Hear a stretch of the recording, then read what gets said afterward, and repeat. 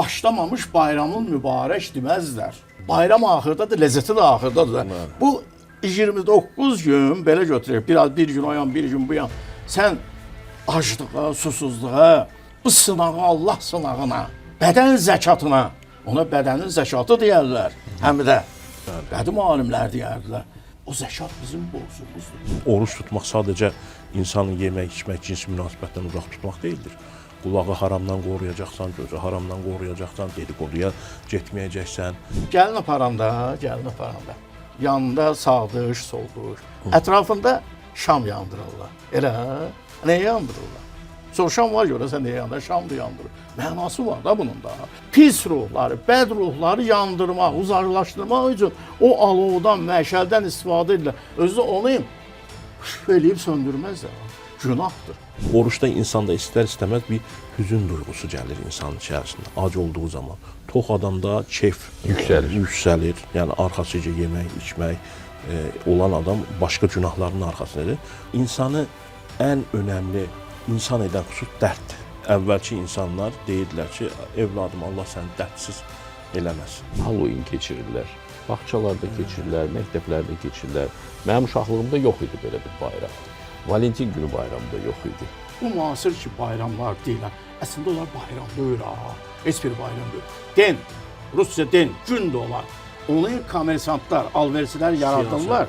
Alversilər yaradırlar, qazansınlar. Həmin günü yaransınlar. Satış gedir. Cadılar günü. Sevgililər günüdür. Gəl mənim üçün bir dənə nə bilim duxu al cənab filan şey. Telefon al günü. Həmin gün aymış mənim. Bir sən də alver gedir, gəl görəsən. Ayıbdır. Mən başqa söz demirəm. İstəyirsə onun o ayıbdır sözünün başı variantını deyim. Əyibdir.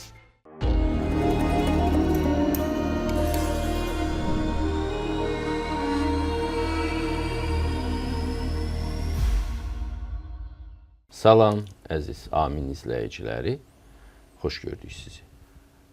Bu il Ramazan bayramı Novruz bayramı ilə eyni vaxtda təsadüf edir.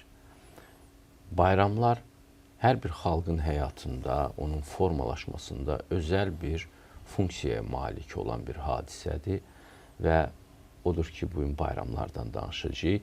Qonaqlarımızın köməyi ilə onların mahiyyətinə varmağa çalışacağıq. Qonaqlarımı sizə təqdim edeyim.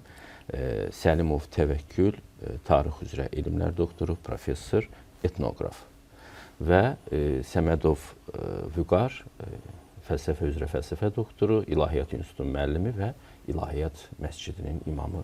Xoş gəlmisiniz. Xoş günlərə görə inşallah. Xoş gördük. Sizdən başlayaq. Bir etnoqraf kimi istəyərdim Təvəkkül müəllim bu bayramın mahiyyətini bizə izah edəsiniz. Bu xalqların həyatında nə kimi rol oynayır? Niyə görə insanlar bayramlar, festivallar keçirirlər dövrü olaraq və bütün xalqların da həyatında bu var. Bu tələbat hardan gəlir? Nə verir bu xalqa? Əvvəla Novruz bayramı münasibəti ilə bütün izləyiciləri, bütün xalqımızı, çünki bu ümumxalq bayramıdır, təbrik eləyirəm, onlara göz aydınlıq verirəm. Və işələ gətirdi sizin qeyd etdiyiniz kimi mübarək Ramazan ayda, bayramı da elə Novruzla üst-üstə düşdü. Nə xoş oldu. Allah bunları, bu bayramları, hər ikisində xəlqilik var, millilik var. Bir də deyirəm, millilik var. Çünki oruçluq bayramını bəzən müəyyən yəni dinlə bağlanılır, bunun söhbəti yoxdur. Ancaq əsrlər boyu xalqımızın həyatında oynadığı rol məişətimizdə, dünya baxışımızda, həyat davranışımızda oruçluq, bizlər oruçluq deyərik, Ramazan ayı, Ramazan bayramı, Ramazan günləri əsaslı bir rol oynadığına görə və o artıq çoxdandır ki, milli bir bayramdır, milli bir gündür. O da birliyimizi təmin edən bir bayramdır.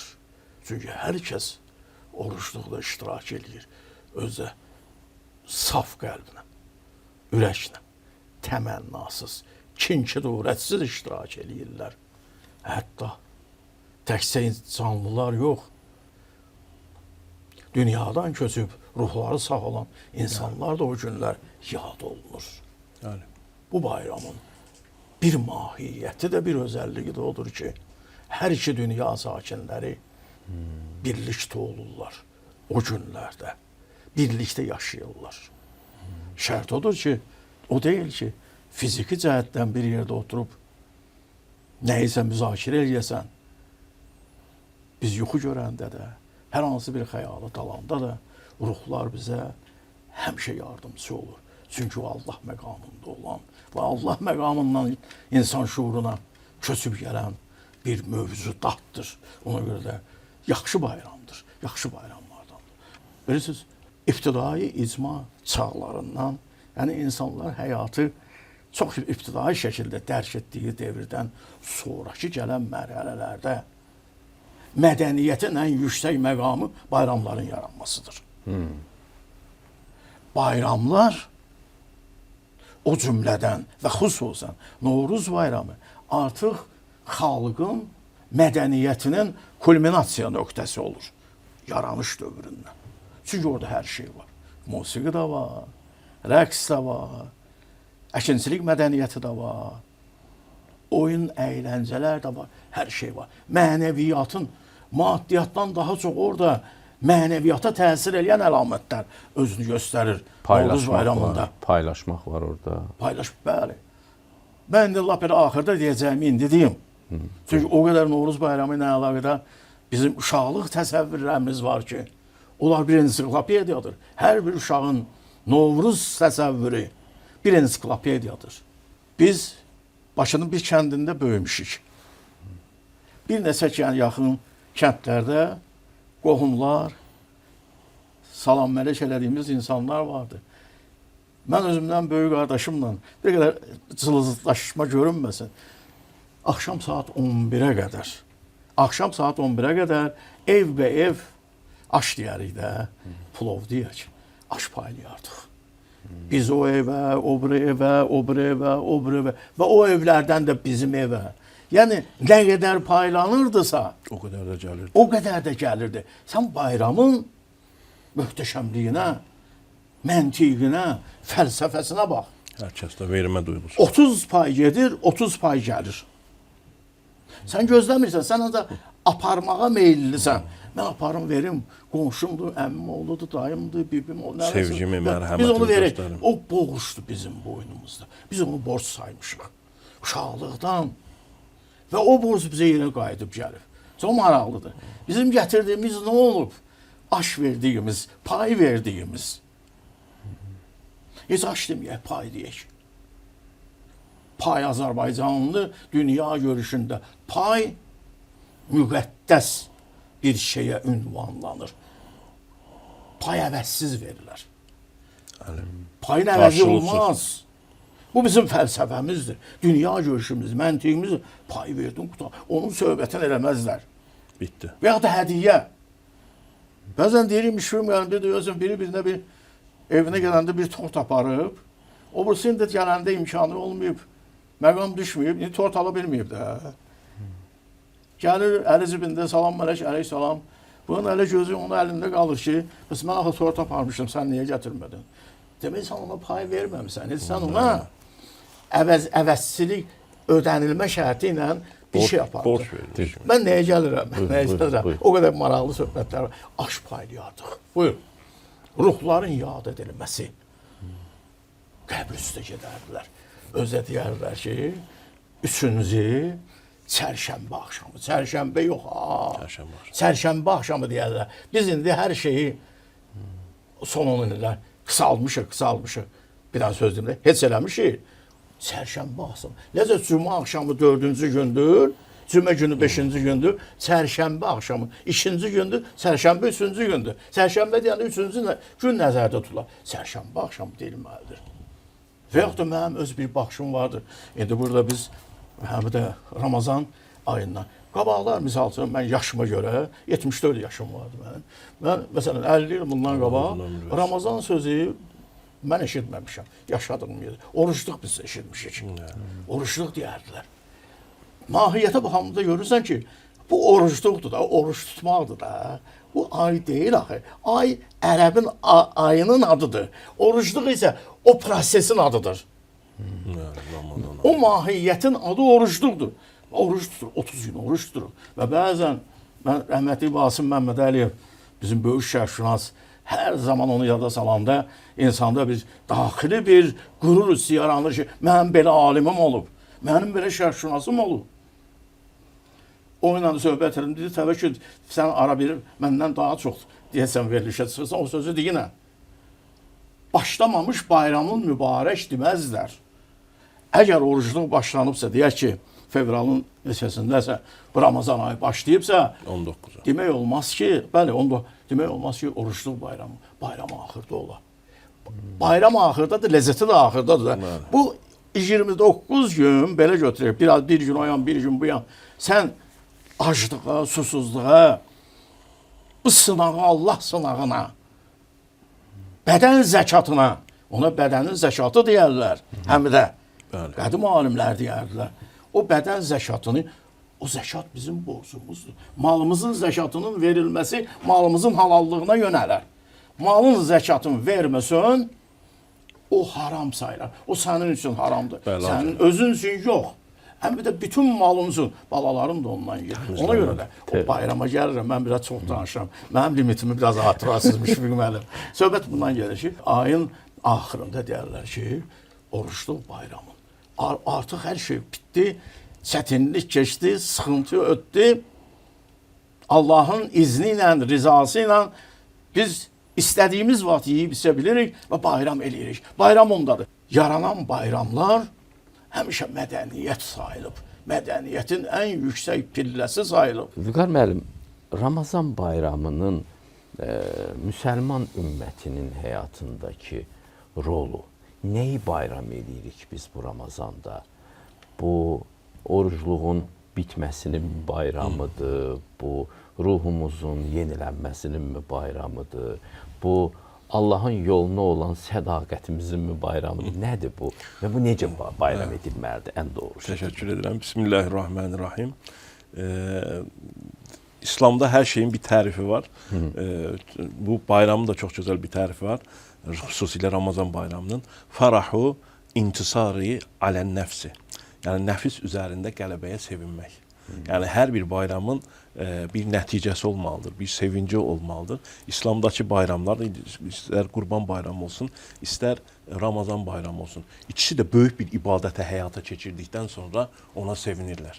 Məsələn, hac ibadəti də çətin bir ibadətdir. Həm malla, həm canla olan ibadətdir. Orada böyük zikri şeylər var. İbrahim əleyhissalamın xatirələri var. Şeytan daşlamaq var. İbrahim əleyhissalamın öz övladını qurban etməsi var. Arafat var. Kəbənin bina olunması var. Yəni evladlarının dünyaya gəlməsi, evladlarını Allah rızası üçün qurban etmək. Yəni İbrahim peyğəmbər məsəl üçün çox böyük bir peyğəmbər sayılır və Quranda adı çəkən bir surə olan bir peyğəmbərdir İbrahim surəsi və Allah-u Teala İbrahimi vəsf edərkən deyir ki, Kənə İbrahimu ümmətən qanita. İbrahim tək başına bir ümmətdir. O qədər bir böyük peyğəmbərdir. Onun deyək ki, keçdiyi yolu biz xatirələrini canlandıraraq və də nəticədə hacı olaraq, Arafatda olaraq və deyərək şeytan daşlayaraq və o Hacər anamızın su axtarmaq üçün getdiyi yollarda gedib gələrək 7 dəfə və Kəbənin ətrafında dönərəkdən. Bu da baxın bayram simvoludur.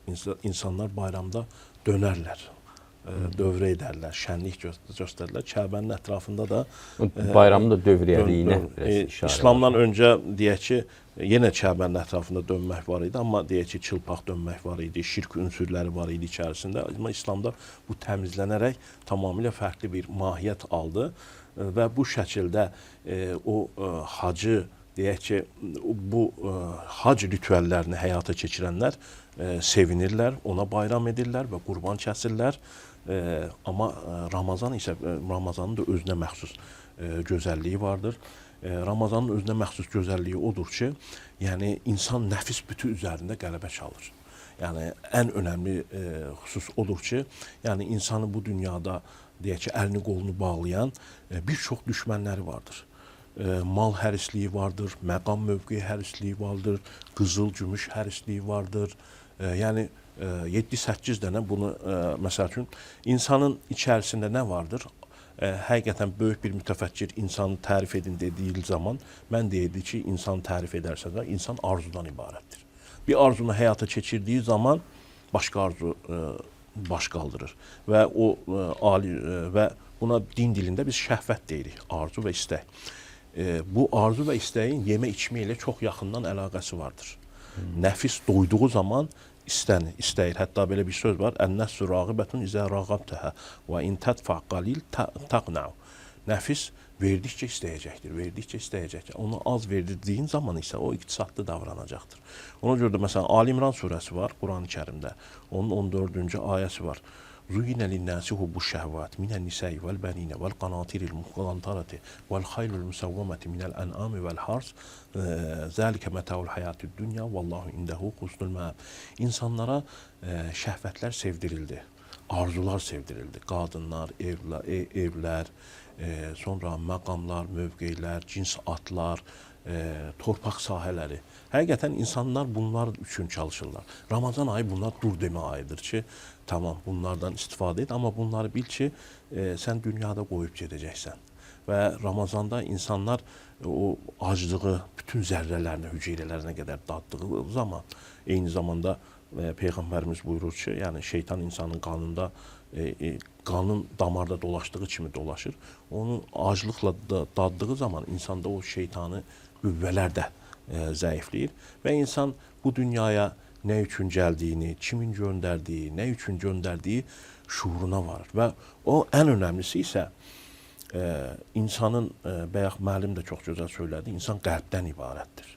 Yəni o qəlb sözdə bilirsiniz, dəyişən deməkdir. İnqilab da oradan gəlir. Ona görə Peyğəmbərimizin məşhur bir duası var ki, "Ya muqallibəl qulub, səbbit qalbi alə dinik." Ey qəlbləri cürbəcür hallara salan Allahım, məni dinində sabit qədəm elə. Çünki həqiqətən bir baxırsınız ki, eyni evin içindəsiniz, bir sevirsiniz, bir görürsünüz ki, eyni adamdan nifrət etməyə başlayırsınız. Könül fərman dinləmir dinləri, məsəl üçün.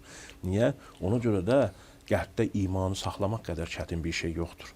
Ona görə də qəlbi də həqiqətən, məsələn, qədim alimlərin yazdıqları kitablar vardır. Məsələn, Füzulinin Risalətül Mərazı vardır. İbn Ərəbinin Tədbiratul İlahiyyə fi İslahi Məmləkətil İnsaniyyə. İnsan məmləkətini islah etməkdə ilahi tədbirlər kitabı. Yəni, insanı bir məmləkətə bənzədir. Qəlbi isə kraldır. Yəni, kraldır. Onu ələ keçirmək üzərində bir tərəfdə şeytan, bir tərəfdə mələk, bir tərəfdə ruh, bir tərəfdə nəfs mübarizə aparır.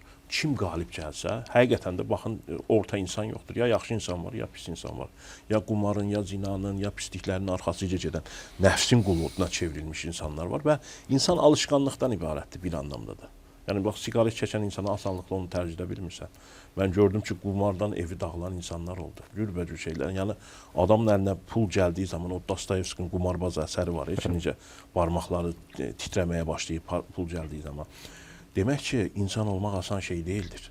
Mən onu deyirəm ki, insan bəşər olaraq dünyaya gəlir, insan olmaq üçün əmək sərf eləmək lazım. Ramazan ayı bu dediyimiz nəfsi qüvvələrin zəifləməsi ilə yemək, indi məsəl üçün oruç tutmaq sadəcə insanı yemək, içmək, cins münasibətdən uzaq tutmaq deyildir.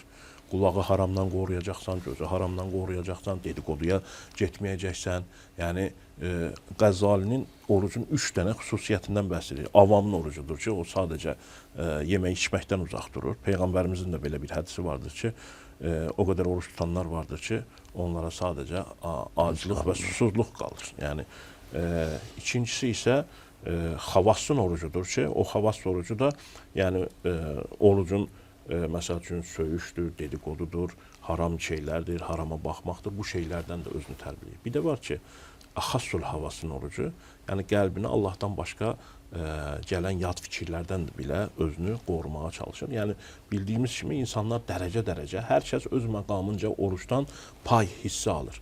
Amma əsas məsələ odur ki, yəni, insan günahdan uzaqlaş. Günah etdikcə bizim din dilində belə bir şey vardır. İnsanın qəlbinə qara nöqtələr qoyulur. O qəlbin cilalanması lazımdır. Onu tövbə etdiyimiz zaman onlar təmizlənir. Amma qara nöqtələr qoyulduğu zaman o qəlb vurdum duymaz hala gəlir və insanlar günahdan ləzzət almağa başlayırlar. Yəni, amma dinin də mahiyyəti budur. Tövbə elədiyin zaman qəlb parlamağa başlayır. Artıq oruçda isə qəlb nurlanmağa başlayır. Quranı əldə edə biləcək səviyyəyə gəlirsən. İndi məsəl üçün, Quranı da anlamaq üçün insanın təmizlənməsi lazımdır.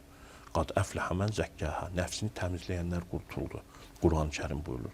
Ona görə də yəni Peyğəmbərimizin israrla orucu əmr etməsi, özü də tutmasının əsas səbəblərindən birisi də budur ki, yəni bu, məsələn, Musa aleyhissalam Tur dağına gedib Allahla görüşmə məsələsi var. Ondan öncə ona niyə görə 40 gün oruç tutturdular? Çünki mənəvi bir yüksəliş şərt idi ki, o şeyi qəbul etdirsin. Peyğəmbərimizə də vəhiy verilmədən öncə hubbu beyyəl xaləv, mənə yalnızlıq sevdirildi deyir və Hira mağarasında çəkilir və o ilahi, deyək ki, xitabı qəbul etməyə təşni olsun deyə. Ona görə də, yəni Ramazan da insanı mələkləşdirir deyə bilərik. Allahın zikrini daha gözəl anlamağa, daha gözəl, yəni insanların mənəviyyat əldə etdiklərini, Quran-ı Kərimi daha gözəl anladıqlarını və də ki, özlərinin fani olduğunu və oruçda insanda istər-istəməz bir hüzün duyğusu gəlir insanın içərisində, ac olduğu zaman. Tox adamda keyf yüksəlir, yəni arxasıca yemək, içmək olan adam başqa günahların arxasındadır. Oruçda isə insan boynu bükük vəziyyətə gəlir və bu dünyada Peyğəmbərimizin belə də bir hədis var. İnnallah yuhibbu qalbəl hazin. Allah hüzünlü qəlbləri sevər. İnsanı ən önəmli insan edən xüsus dərddir. Hətta əvvəlki insanlar deyirdilər ki, evladım, Allah səni dərdsiz eləməsin. Yəni dərd olanda bir dərd şey insanı həm dərinləşdirir, insanı yetişdirir. Doğru. Təvəkkül müəllim, Novruzun bayram edilməsi bu zərdüştlüklə mi bağlıdır, ya daha qədim ənənələrimizlə bağlıdır? İstəyirəm bu barədə danışasınız. Bir də yadımdan çıxmamışkən əlavə edeyim. Bu od, su, torpaq, hava ünsürləri ki var. Bu təbii ki, Novruz zərdüştlükdən daha əvvələ gedən bir şeydir. Müasir Azərbaycanlı bunların arxasında duran rəmzi anlayırmı? Bu iki sualı istəyirdim cavab verəsiniz. Mən sualımıza cavab verməmişdən öncə iş gəlmə hörmətli bizim din alimimizə, şəxsiyyətimizə, insanlığına böyük hörmət elədiyim Allah razı olsun. müəllimə çıxışından özüm üçün bir nəticə hasil elədim. Mən belə başa düşdüm ki, istəyir Novruz bayramı olsun, istəyir mənim dilimdən desəm oruçluq olsun. Bunların mahiyyətində humanizm vardır. Hər iki bayramda insanlığa qarşı humanizm vardır. Novruz bayramının o müəyyən atributları ki vardır, onlarsız Novruz yoxdur və yaxud da yarımçıqdır, çılpaqdır Novruz. Onların yaranışının təməli ibtidai çağlardan qoyulur. Tam ibtidai çağlardan qoyulur. Əgər örnəklərə baxarıq, qədim şərq örnəklərinə baxarıq, da belə bizim tarix üçün nisbətən uzaq olmayan Nizami Gəncəvinin əsərlərinə baxarıq və digər böyük mütəfəkkir yazıçıların, şərq alimlərinin, şairlərinin əsərlərinə baxanda Novruzun demək olar bütün atributları özünü əks etdirib. Hətta Novruz bayramı, Nizami Gəncəvinin əsərlərində Novruz bayramı ilə əlaqədar dissertasiyalar yazılıb. Azərbaycanda etnoqrafik dissertasiyalar yazılıb. Zaman dəyişir, düşüncə tərzi dəyişir, həyat baxışı dəyişir. Biz indi tələb eləyə bilmərik ki, deyək ki, Nizami Gəncəvi devrinin və yaxud da ondan qabaqki devrin Novruz bayramının ənənələrini bərpa eləyək. Xış şumu keçirərdilər. Məsələn, xışı ilk dəfə Novruz bayramının demək günündə qoşardılar ata, öküzə, yeri şumlayardılar ilk dəfə. Orada qoyun kəsərdilər, orada o işi görən, yəni ilk şumu çəkənə hədiyyə verərdilər, qoç bağışlardılar, qoç kəs, belə hədiyyələr. İndi biz deyə bilmərik ki, əvvəla indi xış çəkən yoxdur demək olar. Düzdürmü? İndi yeri sürürlər, çotanla, traktorla sürürlər, əmələ gəlmir. Və ya da ki, ola bizim hansısa dağ kəndimizdə onu eləyirlərsə, o artıq xalq əhəmiyyəti kəsb eləyə bilmir. O da özünü hiss eləyə bilməz ki, qış çəkəndə kimsə gəlib bunu hədiyyə versin, kimsə qurban kəssin. İndi traktorla edirlər. Qurbanı niyə kəsir? Qurbanı niyə kəsir? Qurban bir adam özü üçün kəsir. Yox, adam özü üçün qurban kəsmir ki, Allaha xatir kəsir adam. Bəli. Allaha hörmət xatirinə. Yaxınlaşma. Allahdan sidq ürəklə nəyisə istəyirsən, xahiş edirsən Allahdan, minnət edirsən Allahdan ki, Bəli. mən sənə xatir. Bir sözü deyim, İslamşünasın yanında belə sözü demək biraz qəbahət olar mən. Zamanında insanlar Allahları da insan kimi təsəvvür ediblər. Lakin biraz əzəmətli insan kimi. Onları da insan kimi görüb. Elə ona görə də məscidlər deyir, ora nə deyirlər? Allah evi tikirlər. Güya Allah da insandır bizi kimi. İnsan başqa cür təsəvvür edə bilmir. İnsan Allahı başqa cür təsəvvür edir. Halbuki Allah laməkandır. Laməkandır Allah. Yeri yox, yurdu yox. Onun bir zahiri görkəmi yox. O ancaq insan təsəvvüründə təsəvvür edilən bir mövcudatdır.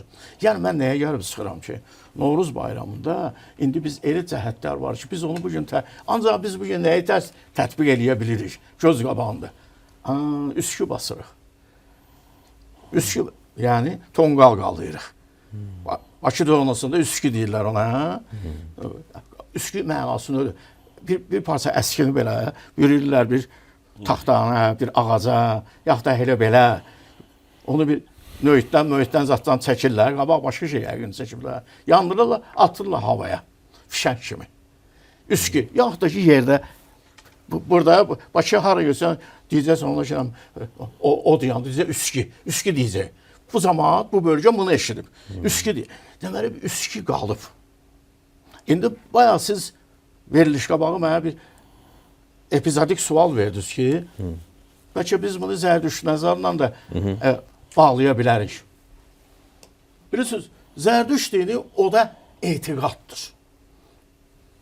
Onun peyğəmbəri də, onun o dini baxışları da, əsərinə oxumuşuq Zərdüşt dinlə əlaqədə çoxlu yazılar vardır.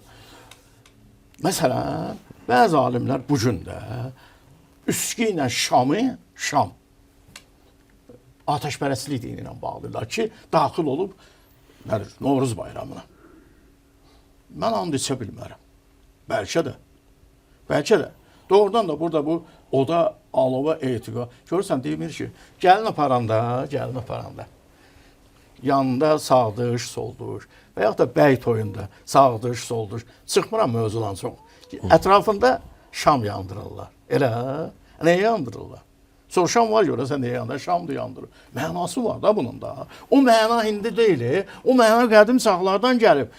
Pis ruhları, bəd ruhları yandırmaq, uzaqlaşdırmaq üçün o alovdan, məşəldən istifadə edirlər. Özü onu eləyib söndürməzlər.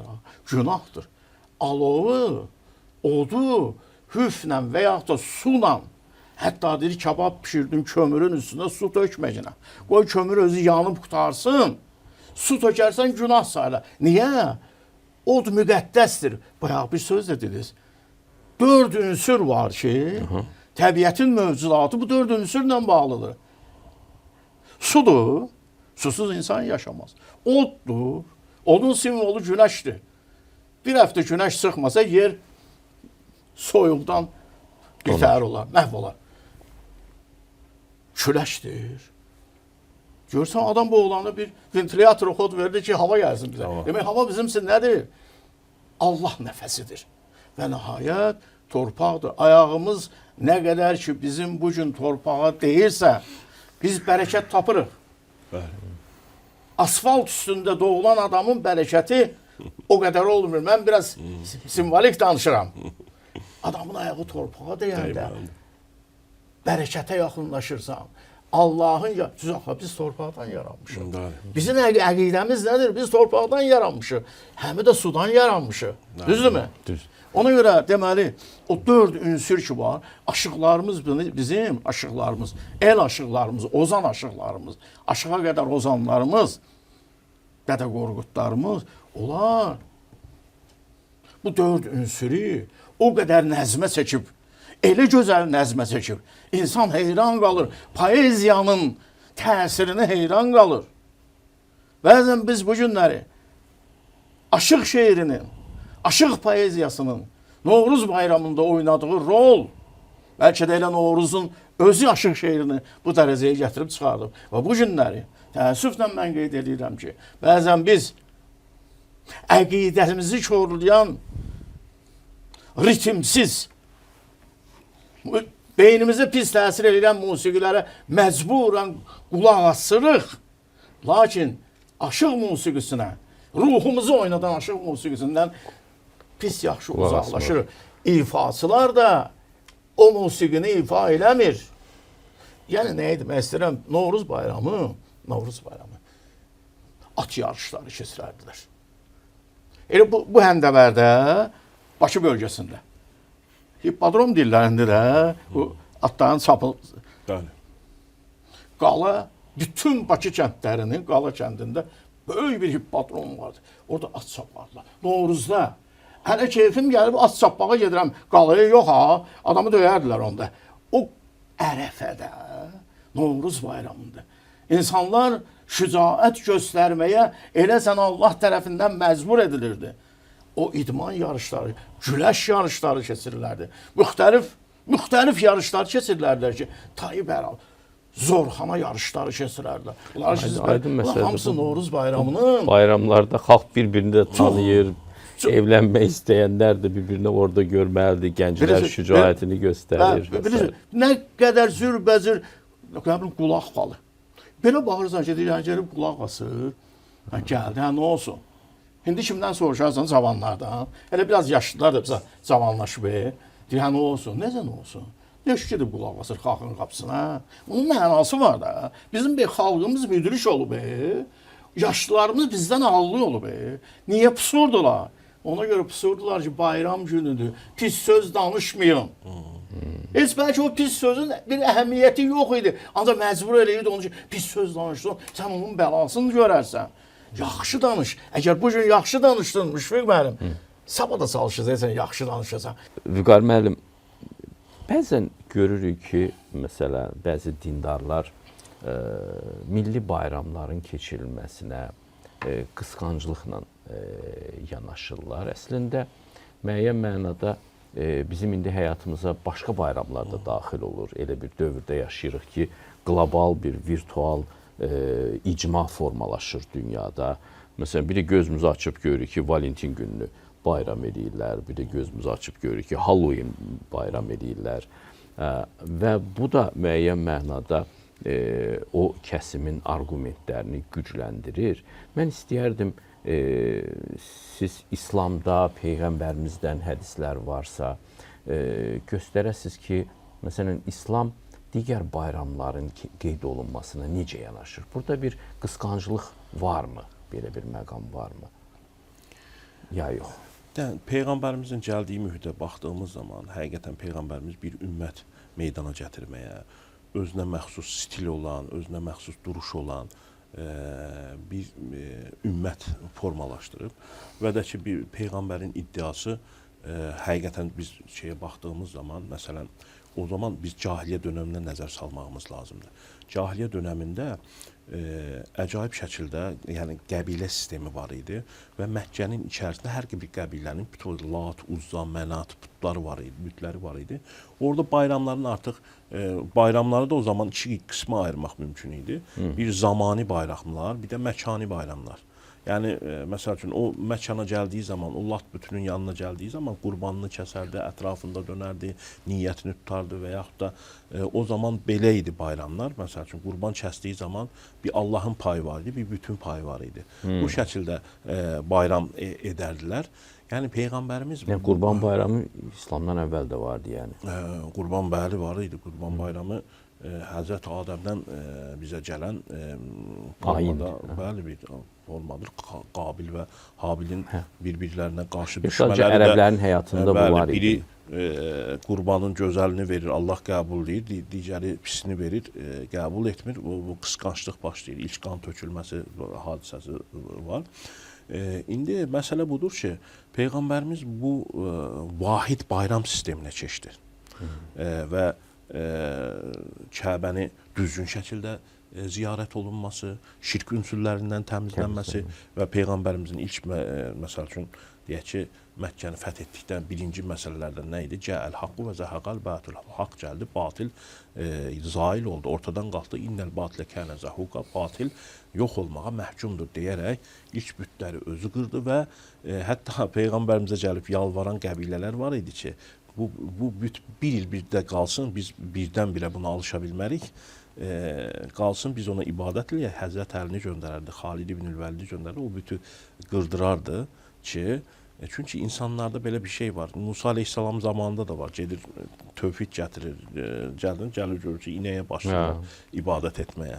Buzov düzəldir. Yəni insanlarda belə bir şey var. Yəni məsələn, bax, bugün Rusiyada müsəlmanlar var. Dünyanın hər tərəfində müsəlmanlar var. Onları vəhdət halına gətirmək üçün Qurban bayramı və Ramazan bayramını gətirdi və bu dünyanın hər tərəfində bütün müsəlmanlar tərəfində. O ki, qaldı milli bayramlara da İslamiyyət, yəni bir millətin örfü, adəti, ənənəsi, təcəlli elədiyi şeylərə, əgər İslamın hər hansı bir ziddiyyəti yoxdursa, Allahın yəni şirk qoşulmursa, bu şey yoxdursa, bu qəbul görülür. Yəni burada da bir şey görmür. Yeni bayramlara sizin münasibətinizi istəyərdim bilim.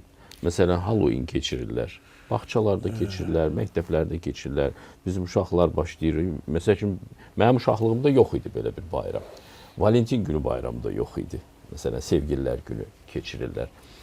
Bunlar artıq yeni dövrün, müstəqillik dövründən sonra Azərbaycana gəlmiş bayramlardır. Bunlara münasibətiniz necədir? Yəni bunları, onu deyim ki, yəni biz öz milli o qədər gözəl şeylərimiz vardır ki, onları ön plana çıxardır. Yəni biraz bunu bilmək lazımdır ki, zamanəmizdə öz milli dəyərlərimizi bilmədiyimiz zaman kimliyimizi də qorumalıyıq. Bəli. O yəni kimliyimizi mütləq qorumalıyıq. Əgər onun içərisində zərərli şeylər vardırsa və adət-ənənələrimizə zidd şeylər vardırsa, böyüyü kiçiyi ortadan qaldırırsa, indi yəni gəncləri görürsən ki, böyük saymırlar, böyüyə hörmətlə yanaşmırlar, yanlarında istədikləri hərəkətləri eləyirlər. Bunlar da biraz zamanın gətirdiyi, bəlkə mən tam o bayramların mahiyyətini bilmirəm, yəni ki, nədir, nə deyildir olaraq, amma bildiyim bir şey vardır ki, böyük millətlər hər zaman öz bayramlarına, öz xürafələrinə sahib olan millətlərdir. Hansısa, mən onu bilmirəm, Vüqar müəllim demişlər, İtaliyada olub, Yunanistanda olub, deyək ki, Valentin adında bir məhzəbi, nə eləyib? Sonra insanlığı məlum olmayan kimsəni bugün Avropa dirildib ortaya gətirib ki, sevgililər günüdür. Bilirsiniz nədir bu? Kommersiyadır bu. Burada sevgi zad yoxdur. Bu müasir ki, bayramlar deyilən, əslində onlar bayram deyil, heç bir bayram deyil. Den, Rusca den, gün də olar. Onu kommersantlar, alversilər yaradırlar. Alversilər yaradırlar, qazansınlar. Həmin günü yaransınlar. Satış gedir. Cadılar günü. Sevgililər günüdür. Gəl mənim üçün bir dənə nə bilim duxuya al günə filan ki. Həmin gün aymış bilirsən nə alver gedir, gəl görəsən. Ayıbdır. Mən başqa söz demirəm. İstəyirsə onun o ayıbdır sözünün başı variantını deyim. Əyibdir. Mən təşəkkür edirəm sizə rəyiniz üçün. Çox emosional fikir bildirdiniz. Təəssüf ki, bizim bir şairlə vaxtımız tamam olur. Mən təşəkkür edirəm hər ikinizə gəldiyiniz üçün və bu müzakirədə iştirak etdiyiniz üçün. İzləyicilərimizə isə gələn görüşlərə qədər deyirəm. Sağ olun.